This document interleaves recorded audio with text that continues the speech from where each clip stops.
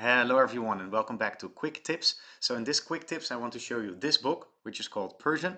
It contains short stories, 8 of them, and lots of vocabulary. I put myself here in front of the books so I will seem more intellectual.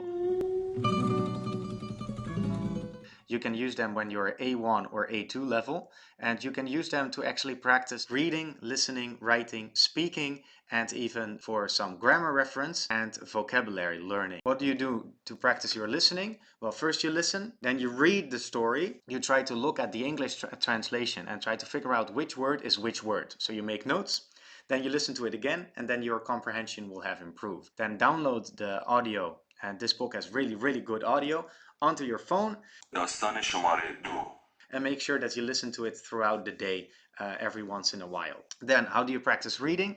Well, you read the story, you try to figure out what the words mean, and then later you will read it again. The stories gradually get more difficult, so your reading gets gradually better. How you practice writing? Well, what you do is you look at the story and you look at one particular sentence and you try to substitute the words in that sentence for other words. So if the sentence is, for example, my name is Ali, you try to write down my name is Max or whatever your name is.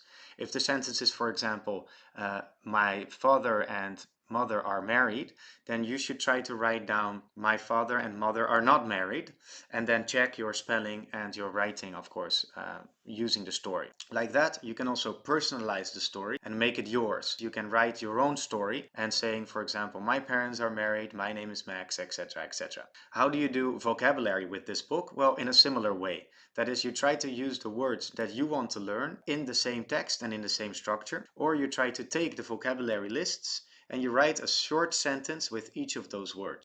Speaking, well, you try to read the story out loud. You record yourself and then you check your own pronunciation using the transcription. This book does not only contain the English translation of every story, but also the Farsi script and the English transliteration of this Farsi script. So when you record yourself and you listen back to what you've said, you can check if you were correct reading the Finglish, reading the English transliteration. Then lastly, how can you do some grammar? Well, what you do is you try to change the form of the verbs to the present and to the past tense, and then you check if your sentence still makes sense using Google Translate or asking a native speaker. So I definitely recommend you buy this book. I already told you all the good sides. The downside is that sometimes there's a mistake in the book. So it's a little bit overpriced, I think. It's 20 euros.